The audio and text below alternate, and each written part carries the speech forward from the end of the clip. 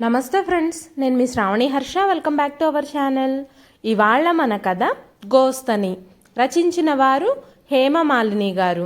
కథని చివరి వరకు వినండి. నచ్చితే ఒక లైక్ చేయండి. ఈ కథ పైన మీ విలువైన స్పందనని కామెంట్ రూపంలో మాకు తెలియజేయండి. కొత్తవారు ఎవరైనా చూస్తున్నట్లయితే మన ఛానల్ని సబ్స్క్రైబ్ చేసుకోండి. ఆవుని ప్రేమగా నిమిరి 4 గడ్డి పరకలు వేస్తే చాలు అమృతధారలు కురిపిస్తుంది. అపరిచితునికైనా కానీ దాన్ని కొట్టి బంధించి పాలు పితకాలంటే హక్కుదారుడికైనా తన్నులు తప్పవు మరి. అలాంటిదే ఈ కథ. తల్లి బతికుండగానే ఆస్తి మొత్తం సొంతం చేసుకోవాలి అనుకున్న స్వార్థపరుడైన కొడుకుకి ఆ తల్లి ఇచ్చిన చెంపపెట్టు లాంటి సమాధానమేమిటో ఈ కథలో చూద్దాం. తూర్పు ఎర్రబడి చాలాసేపు అయింది. పల్లెలోని జనానికి ఎప్పుడో తెల్లవారింది. పనిపాటలతో హడావిడిగా ఉన్నారు. సూరిగాడు గబగబా నడుచుకుంటూ వస్తున్నాడు. వాడు నిద్రలేచేటప్పటికీ చాలా పొద్దెక్కింది. అందువల్లనే వాడు పొలం వెళ్ళడానికి ఆలస్యమయ్యింది. తొందరగా అడుగులు వేస్తున్న సూరిగాడు ఎదురుగా కనిపిస్తున్న ఎత్తరుగుల ఇల్లు చూసి నడకని పరుగులా మార్చాడు. ఏరా సూరిగా, ఏటీ పొద్దు ఆలస్యమైపోనాదా? ఎవరో పలకరింపుగా అడిగిన ప్రశ్న వాడి చెవిన పడలేదు. త్వరగా ఆ ఎత్తరుగుల ఇల్లు దాటేయాలని వాడి ప్రయత్నం. ఆ ఎత్తరుగుల ఇంట్లో ఉంది పులో సింహమో కాదు, భయంకర సర్పమూ కాదు, పోనీ పనివాళ్లని పీల్చి పిప్పి చేసే కామందులు కూడా లేరు. మరెవరు?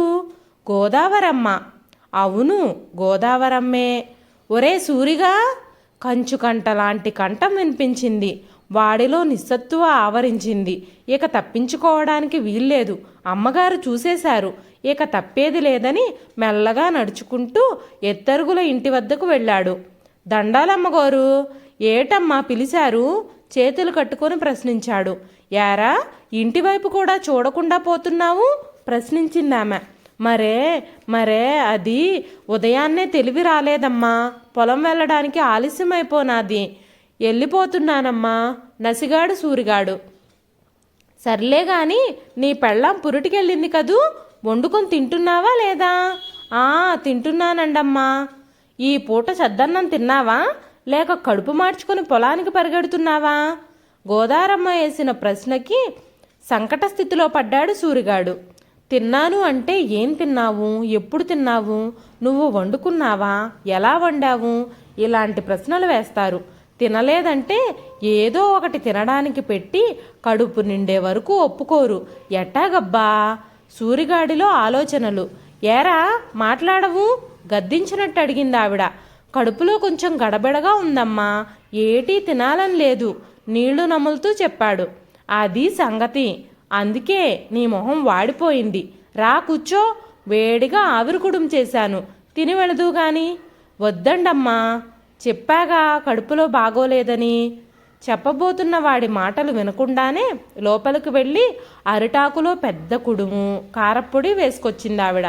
ఆ కుడుం చూడగానే పై ప్రాణాలు పైనే పోయాయి సూరిగాడికి. అమ్మగోరు, పొలం తొందరగా వెళ్ళకపోతే కామందు కోప్పడతాడండి. ఎవరు? వీరయ్యేగా, నేను చెప్తాలే వాడికి, నువ్వు కానీ అంటూ ఇత్తడి చెంబు నిండా మంచినీళ్ళు తెచ్చిచ్చిందామె. పొగలు కక్కుతున్న ఆవిరికుడు సూరిగాడి ఆకలిని రెట్టింపు చేసింది. ఆవురావురుమని తినేశాడు. పిచ్చి నాగన్న, ఇంత ఆకలి కడుపులో పెట్టుకొని వెధవ అబద్ధాలు నువ్వును అంటూ ఆప్యాయంగా నవ్వింది గోదావరమ్మ. పచ్చని ఛాయ, తిలతండుల న్యాయాన్ని సృష్టీకరించే తలకట్టు, కాషాయ రంగు చీర జాకెట్టు, మెడలో తులసి రుద్రాక్షమాలలు, ఇవి గోదారమ్మ రూపురేఖలు. అనురాగపు చూపులు, ఆప్యాయపు పలుకులు ఆమెకున్న సహజ లక్షణాలు. కరుణ, పరోపకారం ఆమెకు పెట్టని ఆభరణాలు. ఆమె బోలెడంత భూమి, పుట్ర, నగానట్రలతో ఆ పల్లెలో అడుగుపెట్టింది కోడలిగా. ఆమెకున్న చరాస్తులన్నీ కాళ్ళొచ్చి వెళ్ళిపోయాయి. ఆమెకు పసుపు కుంకుమలుగా పుట్టింటి వాళ్ళిచ్చిన భూమి మాత్రం కొంచెం మిగిలింది. ఆవిడ భర్త బతికున్న రోజుల్లో పూటకి 10-15 మంది భోజనానికి కూర్చునేవారని జనాలు చెప్పుకుంటారు. అతిథి అభ్యాగతులని ఆదరించేసరికే వారి ఆస్తంతా కరిగిపోయింది. అయినా ఏనాడు ఆ దంపతులు బాధపడలేదు. చిరునవ్వుతో వచ్చిన వారిని ఆహ్వానించేవారు. రాని వారిని బలవంత పెట్టి ఇంటికి తీసుకొచ్చేవారు. ఆ పుణ్యదంపతులకు ఒక్కడే కొడుకు. కొడుకును పెద్ద చదువులు చదివించాలన్న కోరిక గోదావరమ్మ భర్తది. ఆ అబ్బాయి తెలివైనవాడు కావటంతో విదేశాల్లో చదువుకుని అక్కడే పెద్ద ఉద్యోగంలో స్థిరపడ్డాడు. తండ్రి చనిపోయినప్పుడు ఒకసారి వచ్చి వెళ్ళాడంతే. ఆ తర్వాత మరి రాలేదు. ఆవిడ ఒక్కగానొక్క కొడుకు కోసం ఎదురు చూస్తూనే ఉంది. మంచి సంబంధం కుదిర్చి అతడికి ఉత్తరాలు రాస్తే తను ఎప్పుడో పెళ్లి చేసుకున్నానంటూ ఉత్తరం రాస్తూ భార్య ఫోటో పంపించాడు. కొందరి ఊహలు నిజమయ్యాయి. ఎవరో తెల్లదొరసాన్ని పెళ్లాడాడు. అయినా నిండు గోదారిలా ఆమె తొనకలేదు. కోడల్ని తీసుకురమ్మంది. ఇప్పుడప్పుడే ఇండియాకు రావడం వీలు పడదని ఉత్తరం రాశాడు కొడుకు. అడపాదడపా వచ్చే ఉత్తరాల సంఖ్య క్రమేపీ తగ్గిపోయింది. అసలు సంగతి అవగతమైంది ఆమె మనోగతానికి.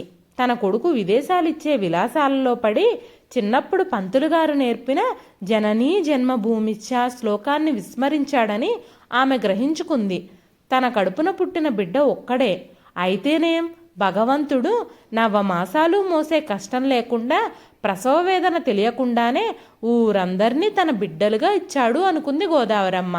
ఆ ఊర్లో జనాలకి దేవత గుళ్ళో లేదు, ఆ ఇత్తరుగుల ఇంట్లో ఉంది.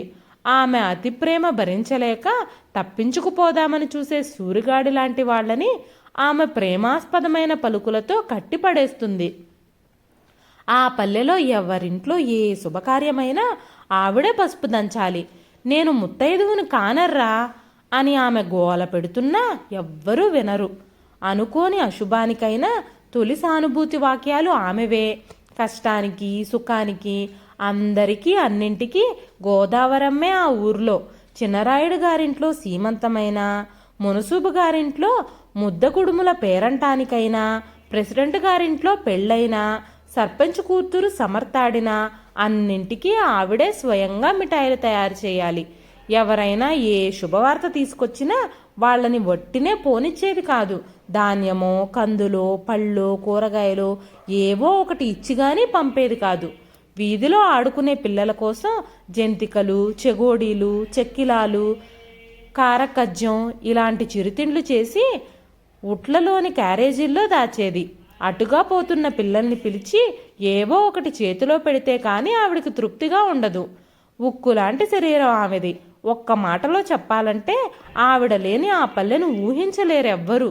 గోదావరమ్మలో ఆనందం ఉప్పొంగే వరద గోదారే అయ్యింది. ఆమెలో సంబరం అంబరాన్ని అంటుతోంది. నేల మీద కాలు నిలవడం లేదు. ఆ సంతోషోద్వేగానికి కారణం ఆవిడ కొడుకు దగ్గర నుంచి ఉత్తరం రావడమే. ఉత్తరం తెచ్చిన పోస్ట్ మ్యాన్ నోటి నిండా సున్నుండలు కూరేసింది. 2 కుంచాల కందులు, పెరట్లో పండిన కూరగాయలు ఇచ్చింది అతనికి.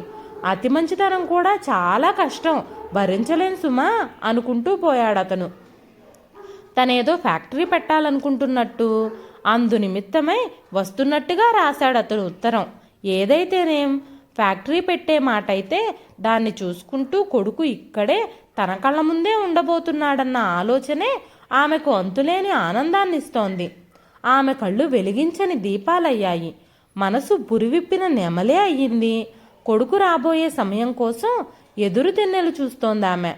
కొడుక్కి ఏమేమి ఇష్టమో అన్నీ తయారు చేయడంలో తల మునకలుగా ఉందామె. ఆమె ఎదురు చూసిన రోజు రానే వచ్చింది. భార్య పిల్లలతో సహా వచ్చాడు కొడుకు.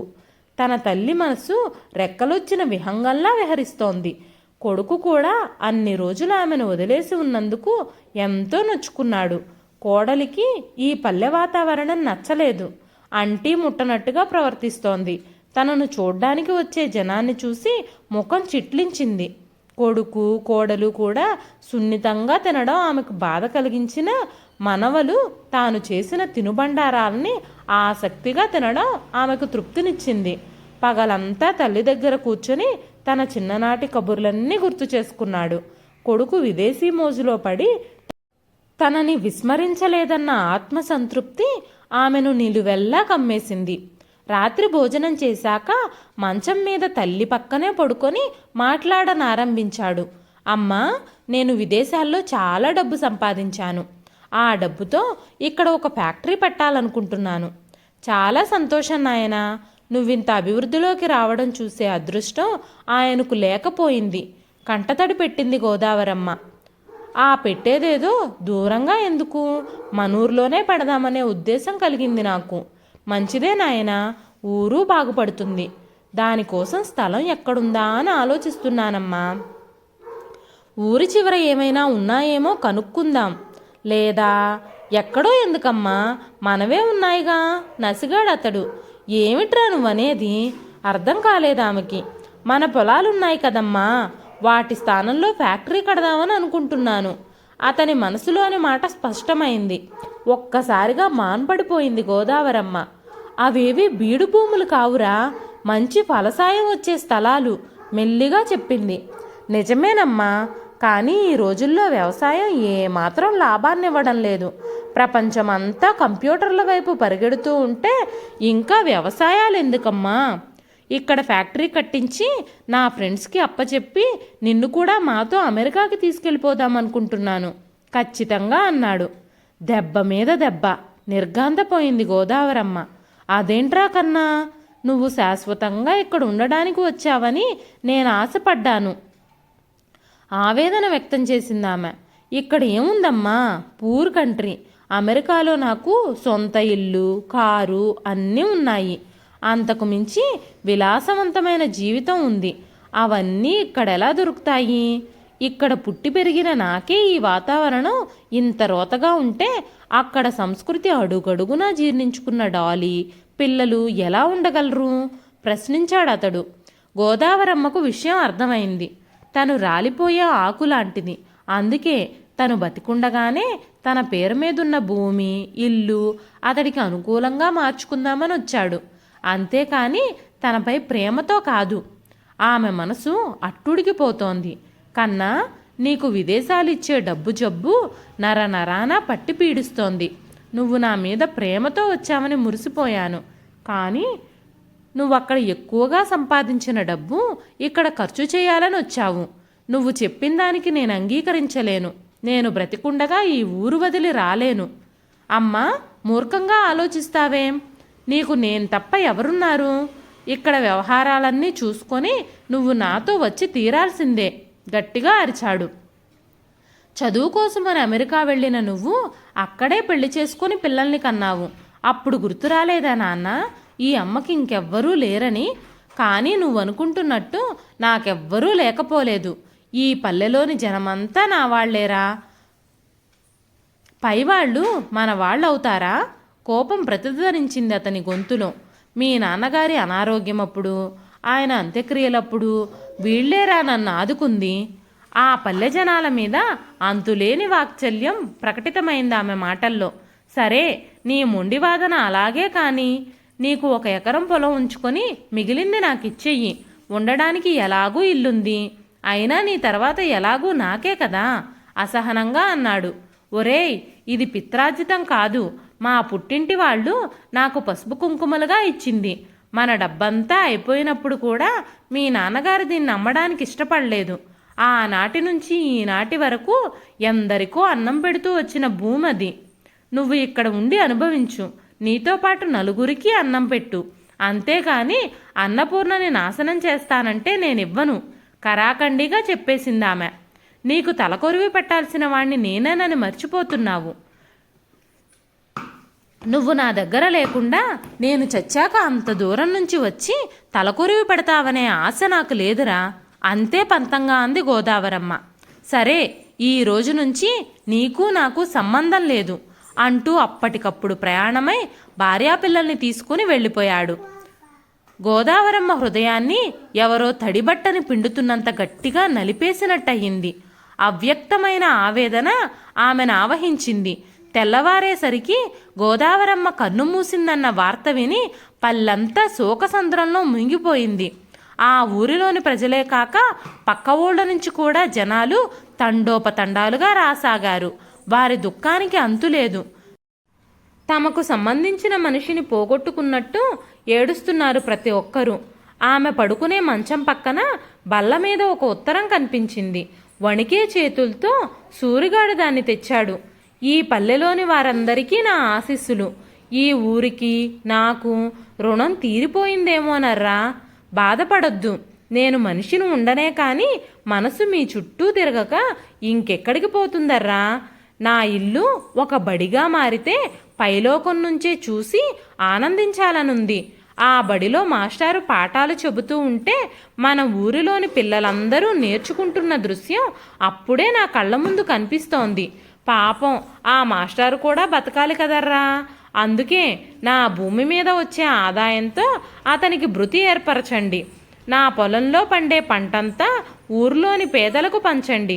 ప్రతి ఏడాది ఇదే రోజు అందరూ కలిసి నా ఇంట్లో భోజనాలు చేయడం మర్చిపోకండే. ఆఖరి మాట, నా దహన సంస్కారాలు మీరే చెయ్యాలర్రా. నా కొడుకు వచ్చినా వాడు నా శవాన్ని తాకకూడదు. వాడొక్కడే నా బిడ్డని వాడి ఉద్దేశం. కానీ మీకు తెలియదట్రా, మీరంతా నా పిల్లలేనని. ఉంటానర్రా మరి. ఉత్తరం చదువుతుండగానే ప్రెసిడెంట్ రామయ్య కళ్ళల్లో నీళ్లు తిరిగాయి. అమ్మా అంటూ ఆవిడ శవం మీద పడి ఏడవసాగాడు. అందరూ కలిసి ఆమె అంతిమ సంస్కారాలు ఘనంగా జరిపించారు. ఒక బండి నిండా పూలు పరిచి దానిలో ఆమెను ఊరేగించారు. పల్లెంతా వెల్లువలా కదిలింది. అశేష జనవాహిని మధ్య నిర్మలంగా సాగిపోతోంది ఆమె అంతిమయాత్ర. ఆమె కొడుక్కి విధించిన శిక్ష అతనికి తెలిసినా తెలియకపోయినా ఆమెకు సంబంధం లేదు. తన మట్టుకు తన శిక్షను అమలు చేసింది. అమెరికా సంస్కృతి వంటబట్టిన అతనికి ఆమె చివరి లేఖ పెద్ద బాధ కలిగించకపోవచ్చు, కానీ మనసున్న వారెవ్వరికైనా అదే మరణశిక్ష. ఇదండి ఈరోజు కథ. ఈ కథ నచ్చితే ఒక లైక్ చేయండి. ఈ కథ పైన మీ విలువైన స్పందనని కామెంట్ రూపంలో మాకు తెలియజేయండి. మరెన్నో ఇలాంటి ఇంట్రెస్టింగ్ కథల కోసం మన ఛానల్ని సబ్స్క్రైబ్ చేసుకోండి. మరొక మంచి కథతో మళ్ళీ కలుస్తానండి. అంతవరకు